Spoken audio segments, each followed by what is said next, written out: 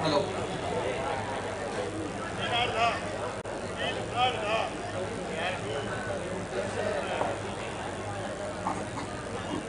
सगळ्या खेळाडूंनी प्रशिक्षकांनी प्रेक्षकांनी जे नोंद घ्यायचे मुंबई खो खो संघटना तसंच आयोजक यांच्या विनंतीनुसार उद्याचे सत्र संध्याकाळी 4 वाजता सुरू होईल। 4 वाजता होणारा मुली गटाचा पहिला सामना श्री समर्थ व्यायाम मंदिर विरुद्ध ओम साईश्वर सेवा मंडळ। उद्या 4 वाजता होणारा पहिला सामना श्री समर्थ व्यायाम मंदिर विरुद्ध ओम साईश्वर सेवा मंडळ। दोन्ही संघांनी 3:30 वाजता रिपोर्टिंग करायचे। याची नोंद घ्यायची। 3:30 वाजता रिपोर्टिंग करायचे। श्री समर्थ व्यायाम मंदिर विरुद्ध ओम साईश्वर सेवा मंडळ।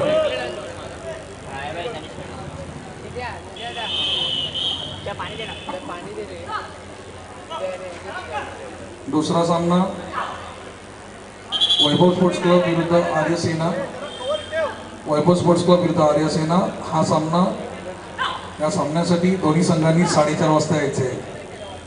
या सामन्यासाठी दोन्ही संघांनी 4:30 वाजता यायचे। याची नोंद घ्यायची। मुली गट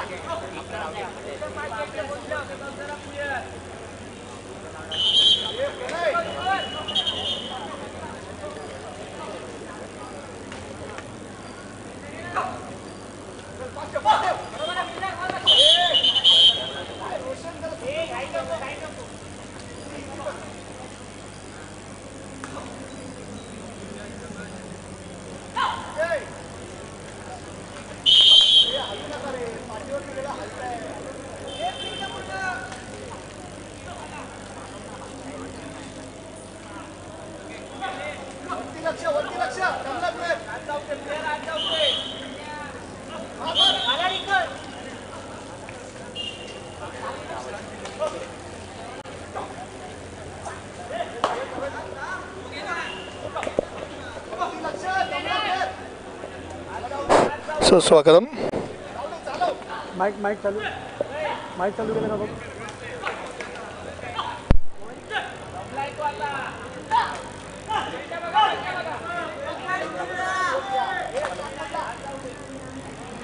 ठीक है ना, वापस हेडफोन रख दिया।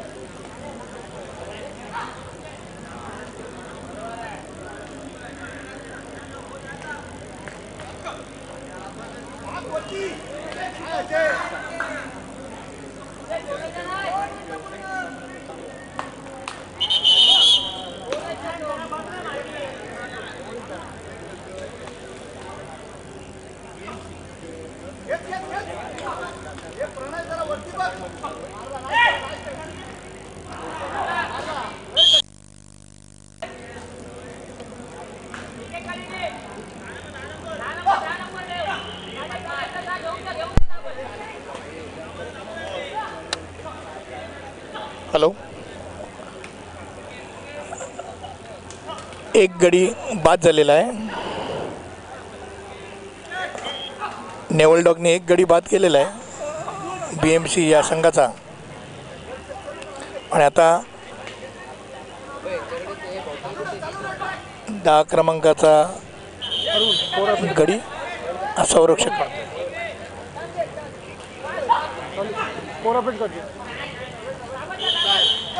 आणि यानंतर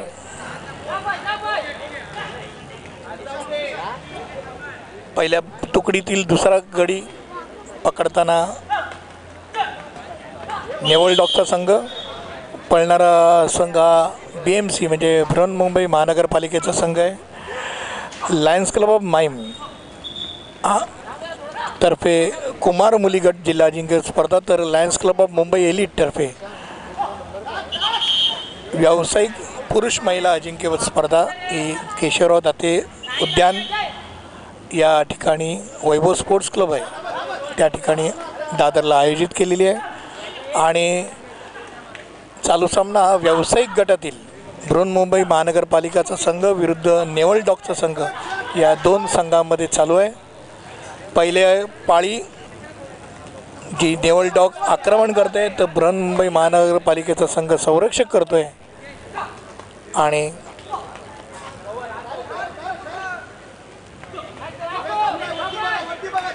दहा क्रमांकाचा खेळाडू संरक्षण करताना दिसतोय.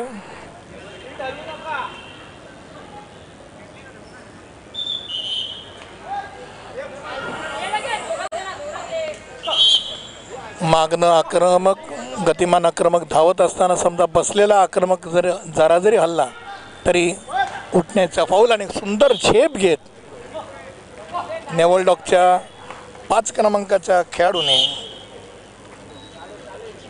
कुशाल वैश्य यांनी झेप घेऊन त्याला बाद केलेला आहे. यानंतर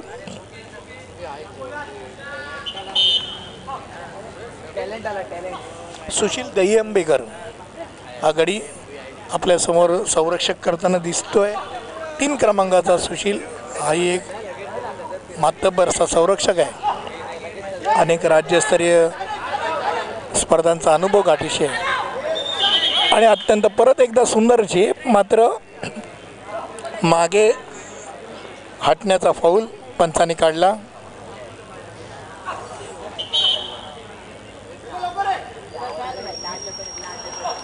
परत एक वार पहिल्या तुकडीतील तिसरा गडी याच्या पाठीमागे नेवल डॉगचा संघ.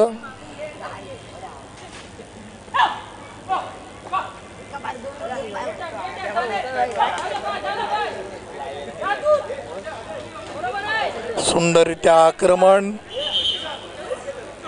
स्तंभात अत्यंत गतिशीलरित्या फिरून त्यांनी बाद करायचा प्रयत्न केला होता.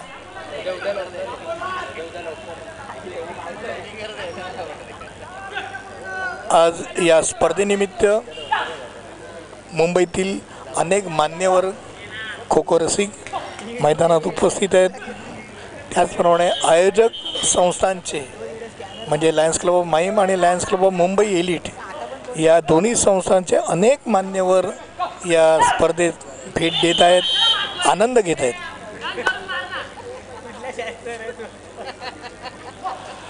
राष्ट्रीय खेळाडू पंच रुपेश शेलाटकर आणि नम्रता यादव ही दोघं जण पंच म्हणून आहेत. तर तुषार चिखले हा पंच प्रमुख म्हणून या सामन्यास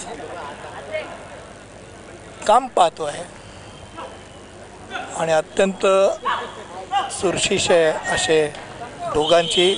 आणि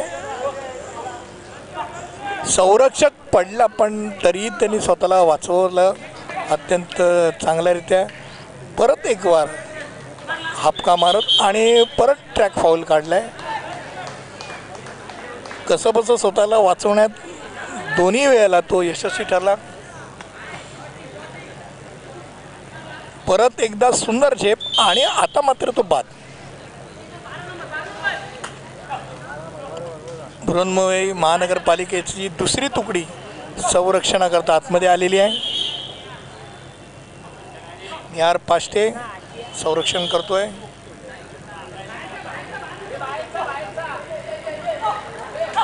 नेवल डॉगने एक बदल मागण्याचा प्रयत्न केलेला आहे, एक प्रयत्न. आणि 11 क्रमांकाचा खेळाडू आज संरक्षण करतोय शुभम शिंदे.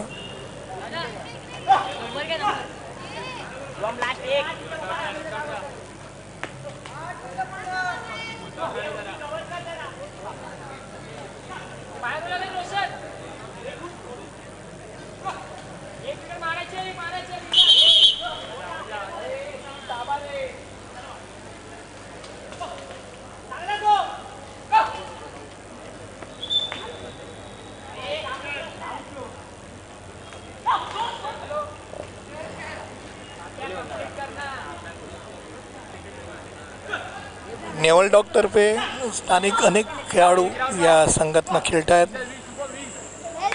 अत्यंत चांगला प्रयत्न ते करतात गडी मारण्याचा. लायन्स क्लब ही एक आंतरराष्ट्रीय पातळीवरती समाजसेवा करता प्रसिद्ध असणारी ही आंतरराष्ट्रीय पातळीवरची संस्था असून या संस्थेतर्फे त्या संस्थेतील डिस्ट्रिक्ट लायन डिस्ट्रिक्ट 3231A1 या डिस्ट्रिक्टची लायन्स क्लब ऑफ माईम आणि lions club of Mumbai elite या दोघांनी स्पर्धा आयोजित केलेली आहे. श्री समर्थ व्यायाम मंदिर विरुद्ध ओम साईश्वर सेवा मंडळ या दोन्ही संघांनी 3:30ला रिपोर्टिंग करायचे. 4 वाजता सामना सुरू होईल. तर दुसरा सामना मुली गटाचा दुसरा सामना वैभव स्पोर्ट्स क्लब विरुद्ध आर्य सेना या दोन्ही संघांनी 4:30ला रिपोर्टिंग करायचे. या दोन्ही संघांनी 4:30ला रिपोर्टिंग करायचे आहे. उद्या मुली गटाचा पहिला उपांत्य फेरीचा सामना 4 वाजता सुरू होईल. श्री समर्थ व्यायाम मंदिर विरुद्ध ओम साईश्वर सेवा मंडळ दोन्ही संघांनी 3:30ला रिपोर्टिंग करायचे आहे. तर दुसरा उपांत्य फेरीचा सामना वैभव स्पोर्ट्स क्लब विरुद्ध आर्य सेना हा 4:30 वाजता होईल. दोन्ही संघांनी 4:30ला रिपोर्टिंग करायचे.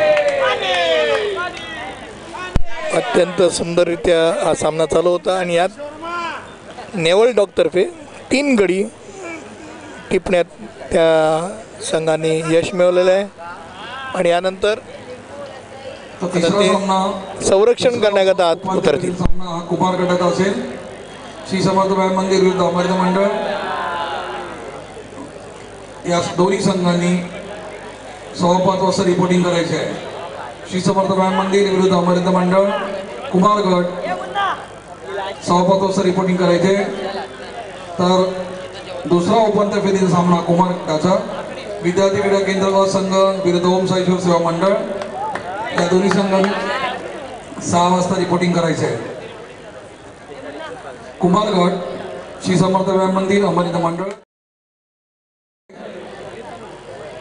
तर विद्यार्थी क्रीडा केंद्र आणि ओम साईश्वर सेवा मंडळ या दोन्ही संघांनी 6 वाजता रिपोर्टिंग करायचे.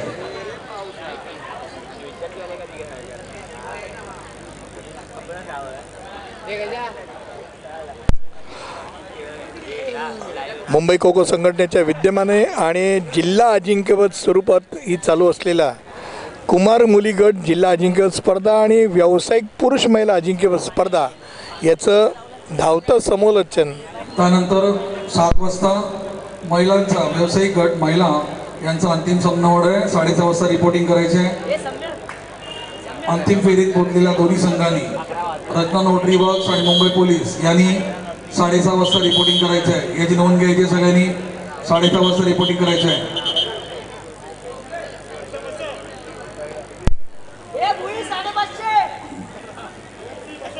दोन्ही तर त्यानंतर पुरुष व्यावसायिक गटाचे उपांत्य फेरीचे सामने होतील. याचे संबंधित संघांनी नोंद घ्यायची आहे. पुरुष व्यावसायिक गटाचे उपांत्य फेरीचे सामने होतील. हे संबंधित संघांनी नोंद घ्यायची आहे.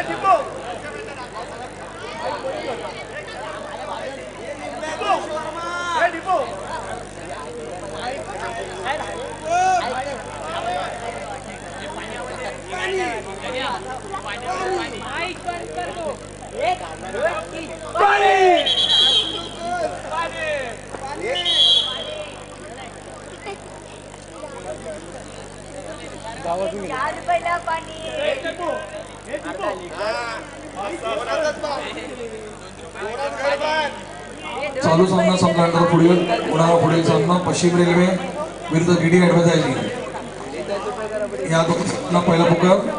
पश्चिम रेल्वे विरुद्ध डीडी ॲडव्हर्टायझिंग दोन्ही संघांना पहिला पुकार.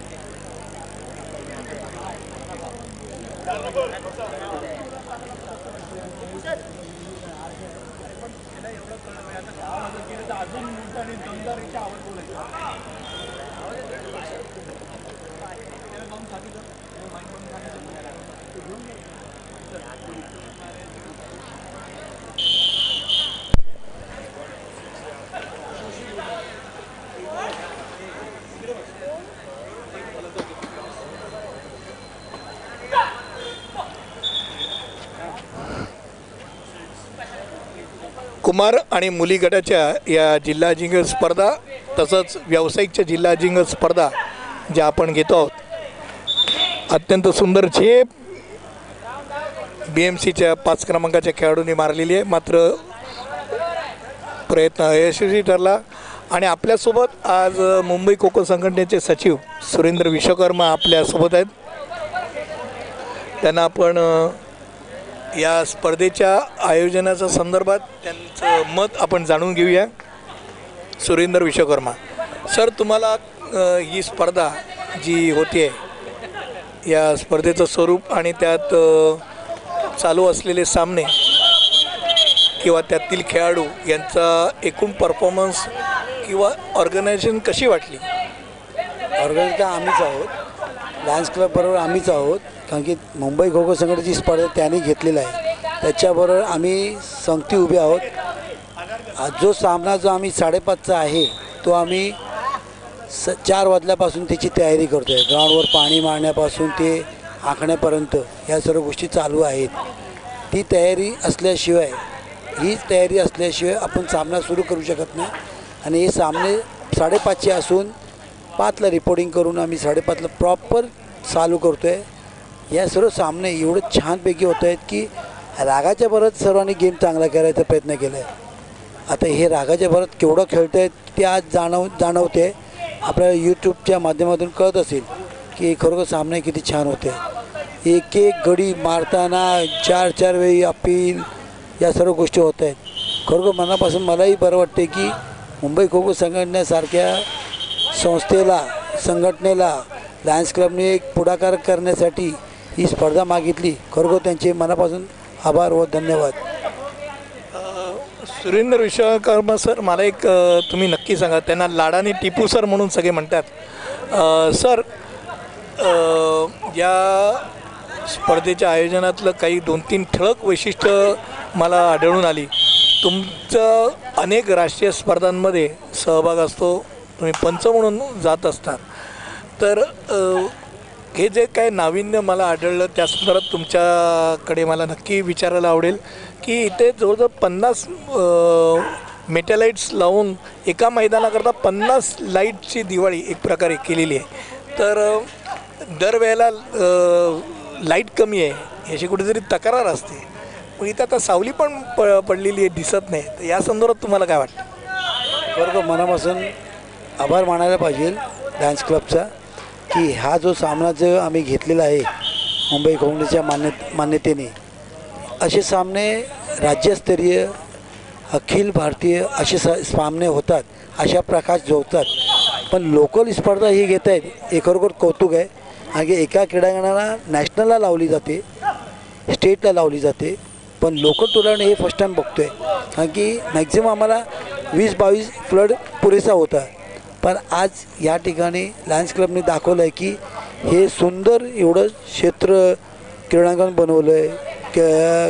याच्या मागे सर्वांचे कार्यक्षम एवढं मोठं आहे लायन्स क्लबचा की त्यांच्याबरोबर आम्ही हाताला हात धरून मुंबई खो खो संघ उपस्थित आहे, त्यांना सहकार्य करते आहे की स्टेज एवढं छान केलं आहे की प्रथमच असं काहीतरी स्टेज जसं आम्ही नॅशनलला पाहतो, राज्यस्तरीय स्पर्धेला पाहतो बाहेर जाऊन खेळताना, असा स्टेज बनवलं गेलं आहे. खरोखर असं स्टेज मिळत नाही बघायला. असं वाटतं की लग्न होतं ही काय, ते लोकांना वाटलं का इथे लग्न आहे का काय, कार्यक्रम कसला आहे, पण हे खो खो आहे. ती खो खोचं ग्राउंड ऐकल्यानंतर त्यांच्या लक्षात आलं खरोखर खो खो आहे.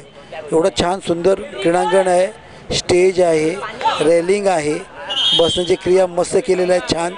खरोखर मनापासून आभार त्यांचे लायन्स क्लबचे. एक नक्की विचारावं असं वाटतं, कारण का एक अनुभवी प्रशिक्षक पंच या नात्याने आणि आता एका जिल्हा संघटनेचा मातब्बर जिल्हा संघटनेचा प्रमुख कार्य या नात्याने की मगाशी मंगेश वरवडेकर क्रीडा पत्रकारांनी हाच एक प्रश्न विचारला होता की मॅटवरती ज्यावेळेला आपण खो खो नेतो आहे तर मॅटवरच्या खो खोकडे बघताना आज मातीतला खो खो आणि मॅटचा खो खो यातील नक्की कुठचा खो खो तुम्हाला जास्त भावतो आणि त्याचे काय कारण आहेत? नक्की हरकत नाही की तुम्ही विचारताय की मैदानातला खो खो का मॅटचा खो खो छान. ऑलवेज मातीतला खेळ मातीतलाच असायला हवं. पण जर खो खोला जर पुढे न्यायचं असेल तर आपल्याला मॅटची गरजच आहे. अन्यथा ते मॅटवर गेल्याशिवाय हे खेळ वाढणार नाही, इंटरनॅशनल होणार नाही. भारतीय खेळ खेळतो आपण नॅशनलला. आता सध्या प्रत्येक नॅशनलला 2 क्रीडांगण मॅटचे केले जातं आणि 2 क्रीडांगण मातीचं केलं जातं.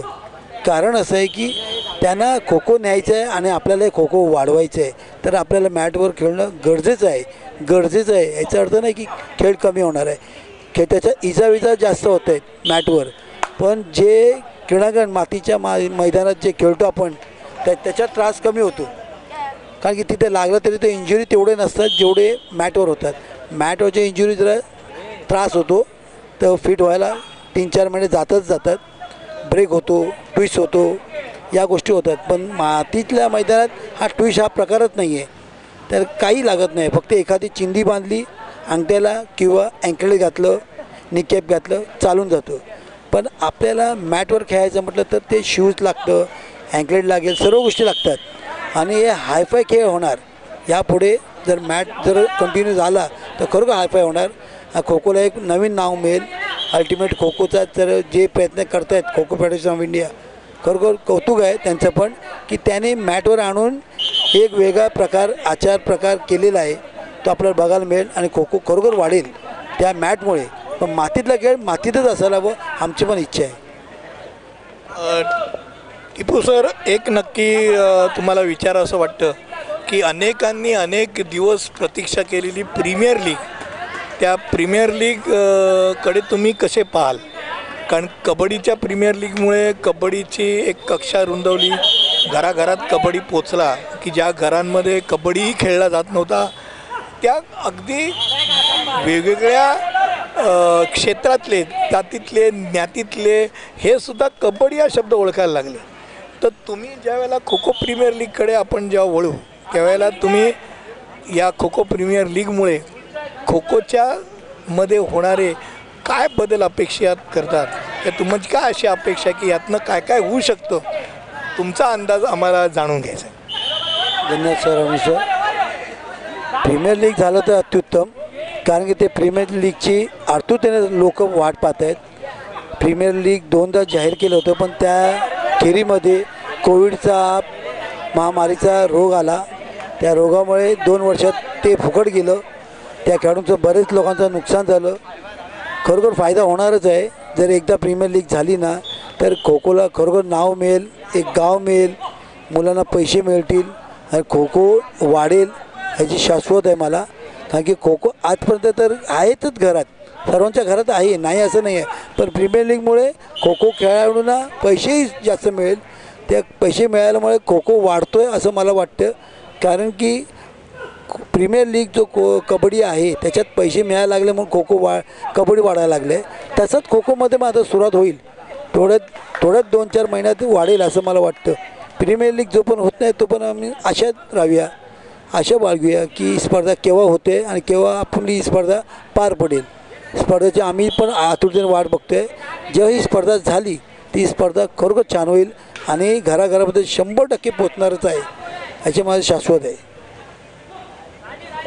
टिपू सर, परत एक बार प्रीमियर लीगकडेच मी वळतो आणि एक प्रश्न विचारतो की या प्रीमियर लीगमध्ये म्हणजे जसं कबड्डीमध्ये प्रीमियर लीगमध्ये त्यांनी काही प्रयोग केले, प्रीमियर लीगमध्ये प्रयोग केले, तसेच प्रयोग कुठे खो खोच्या प्रीमियर लीगमध्ये सुद्धा अपेक्षित आहेत का?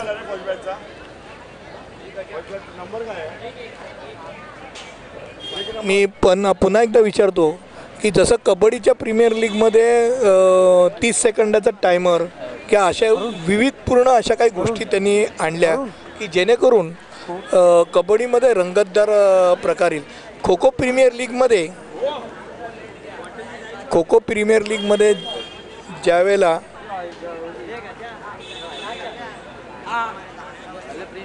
खो खो प्रीमियर लीगमध्ये ज्यावेळेला तुम्ही हीच गोष्ट बघता त्यावेळेला काय काय नाविन्यपूर्ण त्यात आहे हे तुम्ही आमच्या प्रेक्षकांना सांगू शकाल का? नाविन्य भरपूर आहे. खो खो तुटल्यासारखं वाटते आम्हाला. पण ज्यावेळी आम्ही यात खो खोच्या नियमात जर चेंजेस झाल्या तर आम्हाला असं वाटतं की तुटतं आहे खो खो कुठेतरी. तुटत नाही आहे, ते तोडून काहीतरी वेगळं करायचा प्रयत्न चालला आहे. नाही असं नाही, आम्ही विचारलं हे तोडून फोडून का करताय खो खो.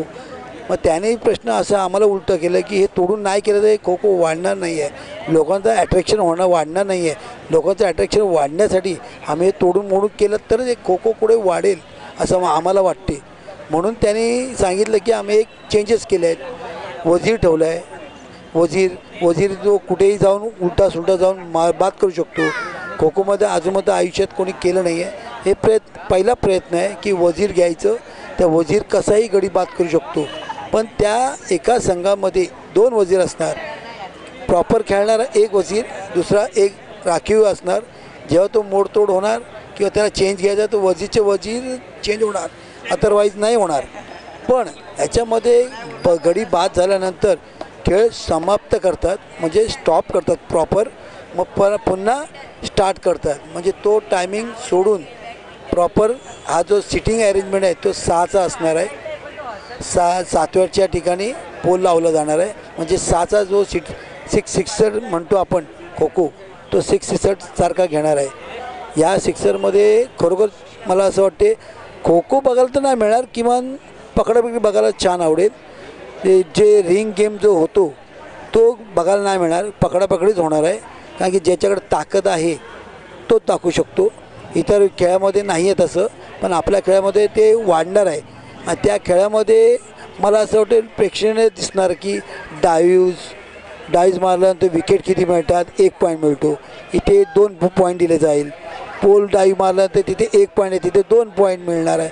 असे पॉईंटच्या प्रकार जे आहेत ते वाढवलेले आहेत.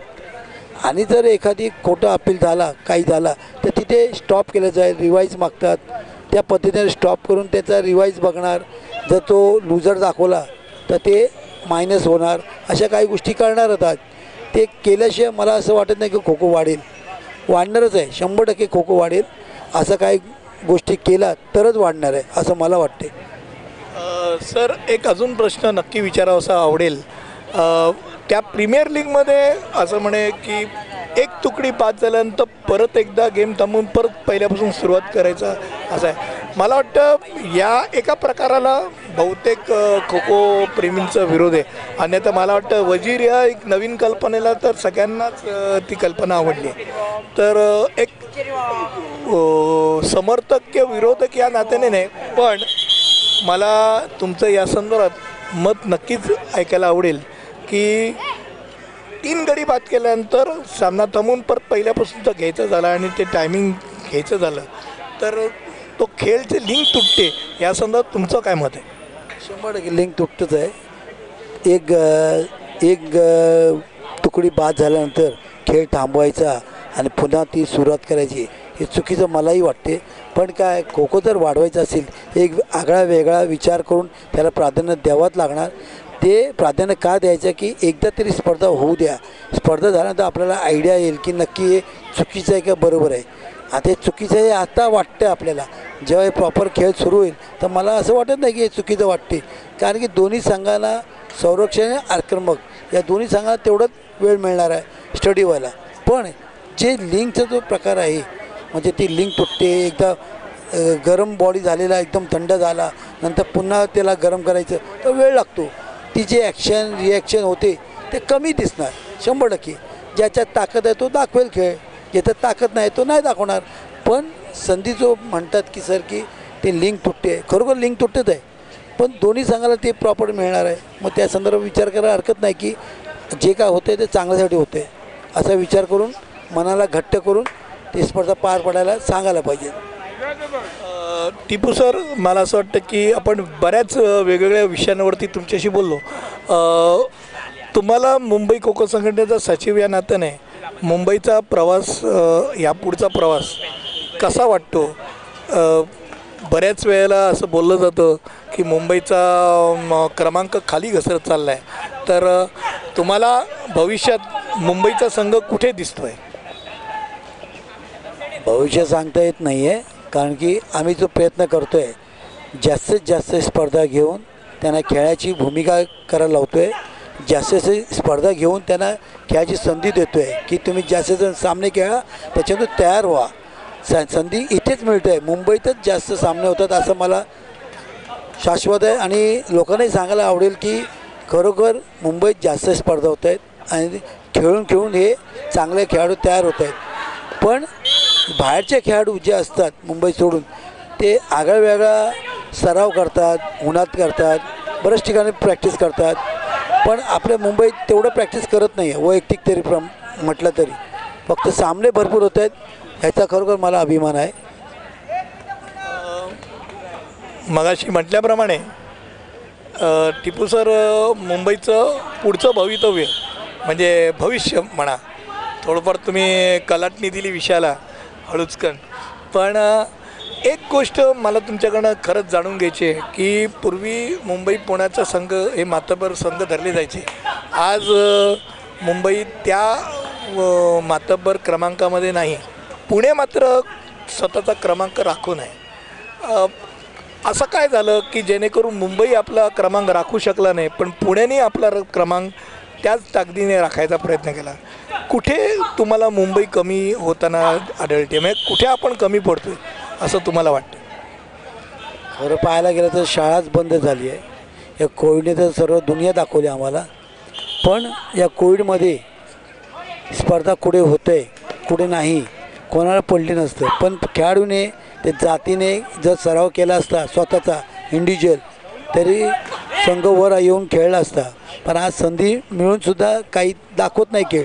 आम्ही किती संधी द्यायची, किती सामने घ्यायची, खेळाडूने कसं तयार व्हायचं हे स्वतःचंच कर्तव्य आहे. हे आमचं कर्तव्य नाही. आम्ही प्रयत्न करतो आहे जास्तीत जास्त सामने घ्यायचे, त्यांना सराव जास्तीत जास्त मिळावं. चांगले प्रयत्न करायला पाहिजे की आपण संघ जिंकून इथेच जिंकत आहेत, पुढे जाऊन जिंकत नाही आहे, आपण पुढे कमी पडतो आहे. त्यांचा स्वतःचा वैयक्तिक प्रयत्न असायला पाहिजे की मला जास्तीत जास्त मेहनत करायला पाहिजे असं मला वाटतं. सर, एक गोष्ट मला प्रामुख्याने जे तुम्हाला विचारायचं आहे, पहिला भाग असा होता की ज्यावेळेला पूर्वीचे जर संघ बघितले तर त्या संघांना प्रशिक्षण देणारे तसेच तगडे प्रशिक्षक होते. म्हणजे एक प्रशिक्षक म्हटल्यानंतर एक संघच पटकन डोळ्यासमोर यायचा आणि एक प्रशिक्षक सहजगत्या 50 ते 100 राष्ट्रीय खेळाडूचा एक घाणात तयार करायचा. म्हणजे घाणातनं कसं तेल बाहेर येतं तसेच त्यांच्या घाण्यातनं राष्ट्रीय खेळाडू बाहेर येतायचे. असे कुठले प्रशिक्षक आज तुमच्या डोळ्यासमोर नाहीत का? आणि जर नसतील तर ते तयार होण्याकरता किंवा पैदा होण्याकरता अशी काही कल्पना तुमच्या डोळ्यात आहे का, डोळ्यासमोर आहे का? पहिलं प्रथम माझं सांगण्याचं कर्तव्य एवढंच आहे की एवढं शिवछत्रपती पुरस्कार विजेते खेळाडू मुंबईत आहेत, पण ती लोक आज क्लबलाच स्वतःच्या वेळ देत नाही आहे. मोजके जर 25 असतील शिवछत्रपती पुरस्कार विजेते, त्यापैकी एखाद दोन असतो. एखाद दोनला किती संधी द्यायची? तो संघ सावरेल का संघटना सावरेल? तो स्वतःचा पहिला संघ सावरेल. त्या संघ सावरत असताना त्यांनी किती वेळ द्यायला पाहिजे, त्या खेळाडूंना किती तयार करायला पाहिजे, तयार केल्यानंतर त्यांना किती सामने खेळायला मिळतं, मिळून झाल्यानंतर त्याची चर्चा काय होते. सर्वांनी जर असे जातीने दखल घेतला तर तो संघ खरोखर चांगला होईल. पण प्रशिक्षक नात्याने कोणी इथे वेळ देत नाही आहे. आता आम्हाला शोधावं लागतं की कोण प्रशिक्षक ठेवायचं आहे. प्रशिक्षक ठेवल्यानंतर त्याची भूमिका वेगळी भावना असतात. मी सांगितलं पूर्व दिशा व्हायला पाहिजे, पण पूर्व दिशा तुला करायचं असेल तर पहिला तू स्वतःच्या क्लबवर जाऊन बघायला पाहिजे. तू किती प्रशिक्षण घेतो, किती प्रमाणात तयार केलं आहे हे पहिला स्वतःला विचारलं पाहिजे. इथे कोण कोणाला विचारत नाही. मला प्रशिक्षकचा संधी दिली तर मी प्रयत्न करणार, पण स्वतःच्या क्लबवर प्रयत्न नाही करत. संघटनेची संघ दिले तर प्रयत्न करणार, हे मला चुकीचं वाटतं. एका वेगळ्या विषयावरती तुम्हाला विचारणा करायची वाटते की बाई नेरुरकर चषक 25 लाखाचं 50 झाले, 50 आता 1 कोटीची उडी मारलेली आहे. तर मगाशी पण हा पत्रकारांकडं प्रश्न आलेला होता. मंगेश वरोडेकर आघाडीचे क्रीडा पत्रकार यांनी हाच प्रश्न मलाही विचारला होता. तर मला एक मुंबईचे सचिव या नात्याने तुमच्याकडनं हा प्रश्न आणि त्याचं उत्तर जाणून घ्यायला आवडेल की 1 कोटीची 1 स्पर्धा व्हावी का 1 कोटीच्या 4 स्पर्धा होऊन चांगल्या 4 स्पर्धा व्हाव्यात? तुमचं मत काय वैयक्तिक? 1 कोटीचे 4 स्पर्धा झाले तर अत्युत्तम. 1 कोटीमध्ये एक स्पर्धा झाली तर दिसायला चांगलं, खेळाडूनं चांगलं आहे, नाही असं नाही, पण जास्तीत जास्त खेळायला मिळेल ही अपेक्षा ठेवतो मी. 1 कोटीमध्ये जास्तीत जास्त सामने व्हायला पाहिजे, जास्त स्पर्धा व्हायला पाहिजे असं मला वाटते. एक गोष्ट नक्कीच प्रेक्षकांच्या माहितीकरता मला सांगायला आवडेल की 1-2 वर्ष नाही तर सलग सहजगत्या बघायला गेलं तर 1995-96 पासून कार्यकारिणीवरती सातत्याने काम करणारे सुरेंद्र विश्वकर्मा विविध पदं भूषवत सदस्य असतील, पंचमंडळाचे प्रमुख असतील, सहकार्यवाह असतील की आताच्या सचिवांच्या भूमिकेत आहेत, पण सदैव मैदानात राबत असणारा कार्यकर्ता आणि असा कार्यकर्ता जेव्हा प्रशिक्षक म्हणून असतो, जेव्हा प्रमुख कार्य म्हणून एका संघटनेची धुरा वाहतो, त्यावेळेला एक वेगळ्या तऱ्हेने चैतन्य त्या संघटनेत निर्माण होतं. अनुभवाने ज्याला म्हणतात मैदान आखण्यापासून ते खेळाडू घडवण्यापर्यंत ज्याच्यात सगळं ज्ञान आहे, स्वतः पंच आहे, तर अशा व्यक्तीकडे धुरा दिल्यानंतर राजकीय कुठेही यात भाग नाही. प्रत्यक्ष खेळ आणि खेळाडू किंवा प्रशिक्षक किंवा पंच असा व्यक्ती जेव्हा संघटना हाकतो तेव्हा खऱ्या अर्थाने त्याचं एक वेगळं वलय आणि स्थान राहतं. तर तुम्हाला असं वाटतं का टिपू सर की राजकीय किंवा राजाश्रय अजून आपल्या खेळाला लावायला पाहिजे? राज्यस्तरावरती तो लाभतो आहे, जिल्हा पातळीवरती लोकाश्रय जरी असला तरी राजाश्रय म्हणजे त्या जिल्ह्यापुरतं बघायचं झालं तर या जिल्ह्यामध्ये जे कोणी राजकीय मातब्बर लोक आहेत त्यांचा आज तुम्हाला कितपत पाठिंबा मिळतो हे मला जाणून घ्यायला नक्की आवडेल. पाठिंबा फक्त तेवढं पुरतंच आहे, परमिशन पुरतंच आहे. मानधन जो असतो, रुपयांचा जो त्याचा सोंग करता येत नाही. मुंबईच्या बाहेर ही स्पर्धा जर कुठली असली तर तिथे व्यवस्थित आमदार, नगरसेवक बऱ्याच गोष्टी आहेत, तिथून पैसा येतो मुंबईच्या बाहेर. पण मुंबईत असलं की ते तेवढं काय पैसे मिळत नाही. पूर्वी महापौर स्पर्धा आम्ही घेत होतो त्यावेळी 2 लाखामध्ये आम्ही राज्यस्तरीय स्पर्धा घ्यायचो. आज तेच 2 लाख कंटिन्यू आहे. ते 2 लाखामध्ये जिल्हास्तरीय घेणं पण अवघड वाटते. मला एक खंत आहे की 2 लाख देऊन पास करणं, त्याच्यातून स्पर्धा घेणं म्हणजे शक्य नाही आहे. ते लोकल स्पर्धाच घेऊ शकतो. जर आमची अपेक्षा आहे की मुंबई महापौर जे आहे, जो आम्ही पूर्वी आम्ही राज्यस्तरीय लेवलला घेत होतो त्यावेळीचं 2 लाख आणि आजचं 2 लाख जमीन आसमान आहे. त्याच्यामुळे आमची खंतच आहे की राज्यस्तरीय घेऊ शकत नाही. लोक आठवण ठेवायचे अरे मुंबई महापौर केव्हा आहे आणि सोलापूर महापौर केव्हा आहे असे सांगायचे. सोलापूर महापौर व्हायचे आणि मुंबई महापौर व्हायचे हे फिक्सच असायचं, कारण की ते तेवढं पैसा यायचा. ते 2 लाखामध्ये आम्ही व्यवस्थित करत होतो त्यावेळी. आज नाही आहे तेवढं पैसा. ते 2 लाखामध्ये म्हणजे लोकलच घेऊ शकतो. विभागीय आणि राज्यस्तरीय घ्यायला अवघड आहे असं मला वाटते. आणि हे जे अनुदान जे मिळतं आहे शासनाकडून हे वाढेल तर ती चांगली स्पर्धा आम्ही घेऊ अशी अपेक्षा बाळगतो. टिपू सर, एक वेगळा प्रश्न तुम्हाला विचारायला मला आवडेल. आणि हा सामना BMCने जिंकलेला आहे, तर हा जिंकलेला सामना आणि आपला इंटरव्ह्यूचा शेवट मी करत असताना एक पंच या नात्याने तुम्हाला विचारायला आवडेल की आजच्या जिल्हा लेवलवरती म्हणा आणि पूर्वीचे